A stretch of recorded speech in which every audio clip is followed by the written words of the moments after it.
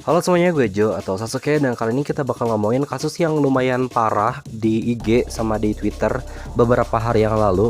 Kita bakal ngomongin tentang Anthony Fantano tapi dengan kearifan lokal si Nokitron.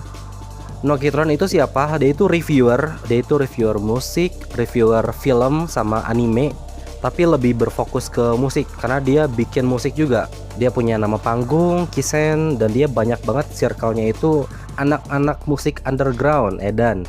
Gue sangat berharap gue bisa provide lebih banyak informasi lagi tentang dia, tapi sayangnya setelah kasus ini ada, dia itu deactive Facebook, dia tuh nge-privatein hampir semua sosial medianya kecuali IG karena dia klarifikasi di IG dan ada beberapa video dulunya itu yang masih ada di IG meskipun dia lebih populer di TikTok. Jadi apa yang si Nokitron lakukan, dia tuh ngelakuin sexual harassment atau pelecehan seksual.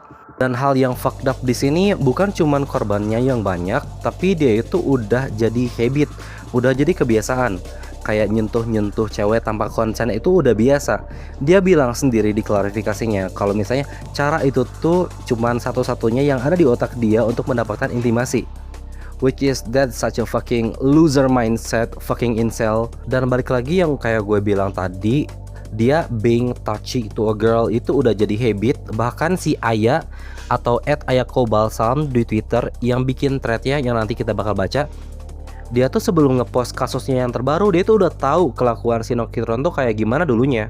Which that very fucked up dan menurut gue rada aneh sih kasus ini tuh.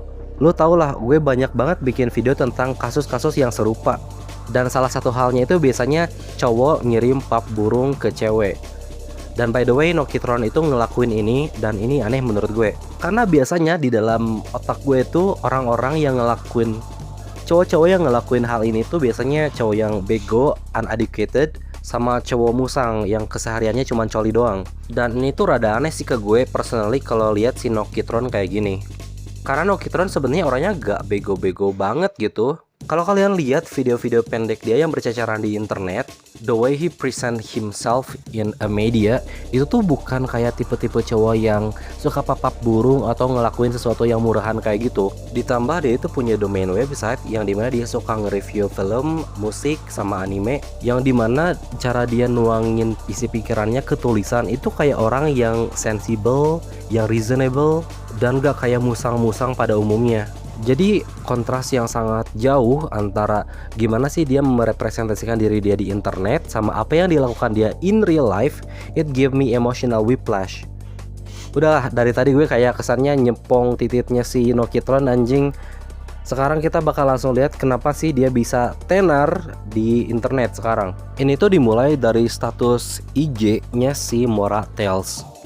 Dia speak up, dia bilang gini, I was sexually assaulted by Daniel, dalam kurung Satrio Niel, itu tuh nama akunnya si Daniel di Instagram. I did not consent to being touched. I was in a vulnerable condition and I'm unable to respond properly. I'm sharing this because what happened to me was wrong. Dan boy, oh boy, story ini tuh ngebuka buat korban-korban lainnya untuk speak up. Dan korban-korbannya itu bukan cuma dari orang jauh kayak temannya aja, tapi di dalam lingkup pekerjaan pun ada anjir. Dan kasusnya itu udah dibikin thread sama si Aya atau @ayakobalsam. Dia bikin rapih, jadi kita baca aja threadnya. Apresiasi untuk teman-teman yang udah naruh perhatian pada kasus KS yang dilakukan Nokitron. Udah waktunya buat stop miming videonya dan kembali fokus pada substansi kasusnya. Ada satu korban lagi yang reach out ke aku dan bikin makin kaget. Dia melakukan KS di ranah profesional. Ini yang tadi gue mention ya by the way. Ini ceritanya panjang banget, tapi gue bakal singkat aja dan please correct me if I'm wrong. Di cerita ini yang gue tangkap mereka itu lagi band tour kayak gitu. Abis itu ada satu cewek yang mau istirahat dulu di satu ruangan di kasur. Terus tiba-tiba si Nokitron itu datang ke kasur pengen ikutan istirahat. Mereka pun berbaring di kasur itu, tapi tiba-tiba Nokitron kayak biasa, dia tiba-tiba nyentuh si cewek itu. Akhirnya si ceweknya marah lah, dikasih tahu sama HRD-nya kelakuan Nokitron itu kayak gimana. Dan akhirnya si ceweknya jadi trauma dan pengen jauh-jauh ke si Nokitron. Dan dia jadi tahu kalau sifat asli Nokitron itu emang rada freaky. Bukan rada freaky sih, emang freaky banget anjir. Kita lanjutin baca threadnya. Buat yang belum sempat ikutin kasusnya, sangat disarankan untuk baca dulu satu persatu. Satu, awal mula kasus terblow up. Daniel melakukan KS terhadap perempuan yang sedang rentan dan menyalahkan pengaruh alkohol. Ini kasus yang sama si Mora ya. Yang pertama gue mention, yang membuat kasusnya itu jadi gede. Si Nokitron ini fucked up. Dia tuh ngomong di klarifikasinya yang bakal kita lihat nanti. Dia itu punya ideologi. Kalau misalnya dia main sama cewek dan ceweknya itu mabuk, dia ngerasa punya hak buat ngeksploitasi tubuh si ceweknya. That is fucked up ideology, bro. Nah, untuk kasusnya si Mora itu tuh sebenarnya banyak cuitan yang udah dibatasi. Artinya gue gak bisa lihat detailnya itu kayak gimana. Tapi ya menurut gue story di IG tadi itu udah cukup sih. Oke, kita lanjut. 2. Menjadi creepy dan membuat komentar yang sangat objectifying terhadap tubuh korban melalui DM TikTok. Di sini kita bisa ngeliatin showcase gimana sih kalau si Nokitron itu chatan sama cewek. Kayak contohnya di foto ini, Nokitron chat, besok kosong nggak? Terus si cewek ngeliatin kalau dia ada interview kerja. Satu itu doang. Should I tempt you with something? Atau bahasa Indonesianya, haruskah aku menggodamu dengan sesuatu? Kayak gimana ya? Kayak tipikal musang kayak gitu, dikit-dikit arahnya ke sesuatu yang berbau seksual. Nah, di sini ada hal yang gue nggak nyaman lihat reaksi-reaksi orang terhadap chat tersebut. Gue tahu chat itu tuh ngeselin karena si Nokitron kelakuannya kayak kontol. Tapi nyuruh dia untuk unalive himself itu enggak banget menurut gue, itu gak nyaman gue lihat komentar-komentar kayak gini. Contohnya ini nih, ada satu orang. You grown man pushing 30 sending unsolicited dick pics to a girl, somebody take his life. Dan ada lagi satu komen, they low-key should themselves, I don't know. Kayak maksud gue kalau misalnya si Nokitron beneran cabut dari dunia, gue yakin komentar-komentar kayak gini pada dihapusin sama mereka. Maksud gue kalau misalnya marahnya sesuai proporsi lah. Gue setuju kalau misalnya ada cancel culture, Nokitron di cancel dan gak boleh ada di platform apapun. Gue setuju kalau itu, biar dia dapat konsekuensi yang dia lakuin. Ditambah mungkin dia bisa merefleksikan diri, merubah kehidupannya, I don't know. Tapi untuk nyuruh dia unalive himself itu keterlaluan. Kita lanjut ya. 3. Daniel mengirim foto alat kelamin tanpa consent. Jadi ada cewek lain lagi yang speak up, namanya Pauline Coleslaw. Dia bilang, kalau gue mau throwback 6 tahun yang lalu, gue inget banget lo lecehin gue anjing dengan ngirim video ngocok lo, padahal gue minta juga kagak. Idih, lo itu kirimnya secara sadar, bukan pengaruh alkohol. Dan ini chatnya, chatnya ini parah banget sih. Kali aja bad mood dikasih burung terus. Terus ceweknya jawab, aku kira pap muka. Terus di bawahnya dia bilang, sayang banget Huf, padahal ini mau keluar. Terus ceweknya nanya, kamu ngocok? Iya, diliatin dong videonya anjir. Dari gambarnya itu kayaknya video satu kali lihat, ternyata orangnya musang birahi banget. Ini ada orang yang nge-spill akun TikTok dulunya, dan dia emang suka bikin cuitan-cuitan yang bad shit crazy. Kayak ini contohnya, there's this hot mom at Superindo, she's like 180 cm or something, like bro, I almost bumped her ass too, I dodge while tipping this shit unreal. Jadi emang kelakuan dia kayak gini tuh dari dulu anjir, ini pun 2023 cuitannya. Dan keempat, Daniel melakukan grooming terhadap perempuan barely legal dan previously attempting buat flirting sejak korban masih minor. Dan ini tuh salah satu korban yang namanya kita nggak sebut, yang gue bakal highlight di sini karena ini fucked up banget. Ini in real life kejadiannya, bukan cuman chatan atau teleponan kayak gitu. Ini yang buat rate-nya sama-sama si Aya. Kita baca. Sekali lagi mau bilang kasus Daniel atau Nokitron ini bukan kejadian 1 atau 2 kali, ada pola berulang di mana dia nargetin cewek underage dan vulnerable. Salah satu korbannya adalah teman gue, Predator ini mulai flirting dengan dia sejak SMA, and mind you, he's pushing 30. Di sini teks buktinya itu panjang banget, jadi gue bakal kasih kalian itu sedikit konteks biar nanti nggak bingung. Jadi ada cewek mahasiswa baru yang umurnya itu barely legal, baru 18 tahun, dan dia ngekos di Jogja ya, yang dimana Jogja itu adalah tempat baru bagi si cewek ini. Dia gak kenal siapa-siapa kecuali si Nokitron. Basically si Nokitron itu the only person she can relate to. Dan bukannya Nokitron jadi kakak-kakaan yang baik, yang proper, malah disikat si ceweknya. Fast forward, sebagai maba baru, mahasiswa baru-baru di area domisili Daniel, teman gue nggak kenal siapa-siapa selain dia. Mereka sempat ketemuan beberapa kali dan dia udah nunjukin ke perilaku aneh, heavy breathing, touchy tanpa konsen, dan berulang kali bilang langsung pengen nyium temen gue. What the fuck.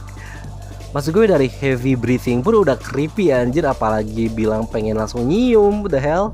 Ini untuk bukti teksnya ya. Until I met him, I think he's very touchy towards me. Perhaps it was also my fault because I don't push him quickly afterwards or tegas nolak. And I thought if I finally told him no, he'd stop. I kind of scared because I never used to setting up boundaries and say no or even fight back. I don't know what's wrong with me either, but do I feel. Ini make sense banget dia bilang I don't know what's wrong with me, karena ya posisi dia sangat vulnerable ya. Dan mungkin pandangan terhadap dia ke sinokitron itu ada power imbalance yang rada jauh banget. Lanjut, the first time I met Daniel, I didn't know anyone in Jogja. Dan Daniel yang memperkenalkan diri dia pertama kali, tapi dia udah ada gerak-gerik aneh. Like heavy breathing, deketin mukanya ke aku, even habis itu minta maaf and I brush it off. Artinya dibiarin aja. Tapi seterusnya, I feel like he had taken advantage of my vulnerability. Kayak fakta bahwa aku belum punya temen dan butuh dikenalin. Gak ada kendaraan pribadi hingga self. Itu. Kata-kata ini YouTube gak suka nih. Bahasa Indonesianya itu menyakiti diri sendiri. Jadi aku ikut Daniel yang ngajak muter-muter di cafe dan ngobrol. But then dia kayak mojokin aku. We are sitting on a bench and I swear to God, I have to close my face several times because he tried to kiss me. He keep on asking. Tapi akhirnya gak terjadi apa-apa dan aku balik ke kumpul ramean aman. But I was on short on money and Daniel sempat end up nganterin aku pulang and those things happen again. Kayaknya di mobil nih. I admit that I'm scared of him at that point. Kasus ini tuh hurt me personally karena gue punya adik yang seumuran sama korban yang si Daniel targetkan. Dan ya ini tuh brengsek banget anjir. Kayak lo itu cuman satu-satunya orang yang dia kenal. Like you supposed to protect her dude. Dibantu harusnya, bukan dijadiin sasaran. Terus nomor 5, korban lain di similar age bracket yang ditarget oleh Daniel. Ada polanya gak tuh? Ada lagi cerita yang masuk tentang Daniel dalam kurung Nokitron dari salah satu teman lain. Predator itu going above and beyond buat ngejar-ngejar cewek barely legal. Kalau kalian sempat follow akunnya, gak jarang juga dia gaslight dengan ngancem menyakiti diri sendiri saat dapat penolakan. Nah, untuk masalah menyakiti diri sendiri ini kalian harus ingat sekarang karena kita bakal bahas nanti beberapa menit lagi. So back when I was still active on Twitter, I used to be super friendly to people online, and that time I interacted with people regardless who they are. Daniel was one of the people who constantly replied under my tweets. And since most of my mutuals follow him, I figured he was probably someone in the same social circle. Ini rada creepy sih, red flag. Ada indikasi stalking anjir. Terus di paragraf 2-nya, what I didn't know was his age. He surrounded himself with people my age, but he never mentioned he was pushing 30. Gue gak lihat ada masalah di sini. Menurut gue orang bisa temenan sama siapa aja. At that time I was still 18, still was freshman in college. That was when Daniel hit on me. Oke, di sini Daniel jadiin dia sasaran. At first I thought he was being friendly, but as time goes on, I realized that he always replies under my selfies. Tuh kan anjir, stalking anjir. And the one that creeped me out the most was when he said, I've been looking at your pics for 10 minutes. Yakin gue sambil ngocok ini orangnya. Dan ini teks di bawah penting banget buat kalian denger. Dia bilang kayak gini, I realized he was probably into me, so I started dropping hints that I was unavailable. Then he started tweeting something along the lines, every time I'm interested in someone, they always reveal that they unavailable and I hate myself. Something like that. Basically di sini si penulis itu aware kalau si Daniel atau Nokitron ini ngedeketin dia dan dia bilang dia itu unavailable atau gak bisa. Dia bilang gak bisa, she say no. Dan respon Daniel malah I hate myself. Dan pola I hate myself ini dia banyak banget ya ngomong kayak gitu. Dan ini tuh jatuhnya kayak manipulatif, bikin ceweknya itu kasihan. Bahkan ketika dia bikin klarifikasi, si Daniel sama kayak gitu. Kayak 1/3 dari durasi 11 menit klarifikasinya, dia tuh cuma curhat seberapa dia benci dirinya sendiri. Dan ketika dia self-hatred kayak gitu, itu tuh bikin ceweknya bingung tau. Kayak ceweknya tuh bingung, ini tuh salah gue kah? Karena si ceweknya jadi merasa enggak enak. Padahal yang dilakukan si cewek itu bener. Ya udah, kalau misalnya lihat musang kayak gitu, dijauhin aja anjir. 6. Daniel menggunakan teknik menyakiti diri sendiri sebagai cara untuk membangun kedekatan yang manipulatif dengan korban yang sedang berada dalam kondisi rentan. Ngomongin soal menyakiti diri sendiri, korban from my previous thread membeberkan kelakuan anehnya sebagai berikut. Another proof, dia emang nargetin perempuan yang sedang vulnerable dan memanfaatkan struggle bersama untuk membangun hubungan predatoris dengan korban. Nah, untuk bukti chat di sini, the whole buktinya itu sangat sensitif dan YouTube gak bakal suka. Karena benar-benar ngejelasin menyakiti diri sendiri dengan sangat detail. Kalian bisa langsung lihat aja tweetnya sendiri ya. Tapi dari caption yang dibuat saya, kayaknya ini udah cukup sih. Nah, karena si Daniel itu semua orang udah pada tahu kelakuannya kayak gimana, dia dapat cancel culture. Dia itu bikin klarifikasi di Instagramnya. Nama Instagramnya itu Satrioniel, dan dia bikin klarifikasi 11 menit yang mana gue bakal bagi 3. Kayak 1/3 pertama dia itu ngejelasin secara detail apa yang terjadi. 2/3 self hatred, dia curhat seberapa bencinya dia ke diri sendiri dan kenapa ini tuh bisa terjadi. Dan part 3/3 dia minta maaf. Aku selalu ngerasa kayak, oh ya ini cuma satu-satunya cara aku mendapat intimasi kayak gini. Dan aku gak pernah memandang orang lain sebagai orang yang harusnya juga memiliki agensi atas tubuh mereka gitu. You know, I feel like I always take women as an object, and like that's not a good thing to do. Makanya kalian mau percaya atau enggak, setelah kejadian Mora waktu ketika mabuk, gua nggak bakal bilang lagi ini out of control or something. I just think like karena dia mabuk, dia punya ya udah, berarti aku punya hak untuk punya kontrol atas badan dia, and it's fucking wrong. It's really wrong. Dan dari maaf yang terdalam, aku mencoba untuk mengubah itu. Aku udah gak kuat harus berpikir seperti itu terus-terusan. Kenapa hanya itu satu-satunya cara untuk mendapat wanita? Kenapa otak gua selalu mikir kayak gitu? Dan aku juga munafik. Aku kadang marah sama orang yang kayak nge-blackmail ceweknya sendiri lewat sex tape yang mereka rekam secara konsen. Like, what the hell is wrong with that? Tapi gue juga ngelakuin hal ini. Gue nggak tahu gue sebenarnya apa gitu. Apakah gue baik ataukah gue jahat? Gue nggak tahu sebenarnya. Yang pasti gue udah membuat banyak orang-orang terluka. Banyak orang terluka, entah itu korban secara langsung ataupun orang-orang di sekitar gua. Karena apa? Beberapa hari belakangan banyak orang-orang yang kecewa. Gua berharap gua bakal dapat banyak teks gini atas pencapaian gua, ndak. Di titik ini atas kekecewaan mereka terhadap apa yang gua lakuin. Dan gue sedih banget bisa kehilangan orang-orang yang gimana gue bisa ketawa, gue begadang sama mereka, gue bikin musik sama mereka, gue bisa apa, gue jadi manusia gara-gara mereka gitu.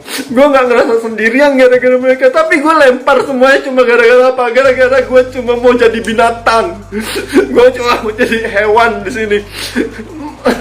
Dan klip yang kalian lihat tadi itu tuh part dimana dia lagi self hating. Dia menanyakan kayak, kenapa sih gue bisa gini, kenapa gue bisa kayak gitu, gue itu harusnya kayak gini, bla bla bla.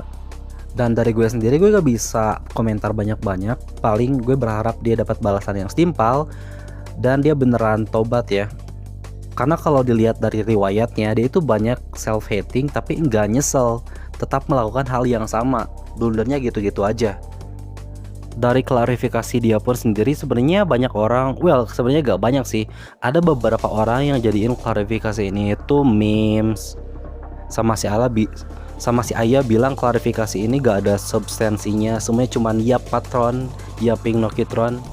Tapi menurut gue sih, gue lihat sendiri videonya, klarifikasinya adalah substansinya. dia nyampein apa yang harus dia sampein, dan gue berharap semua korbannya sembuh. Bye guys.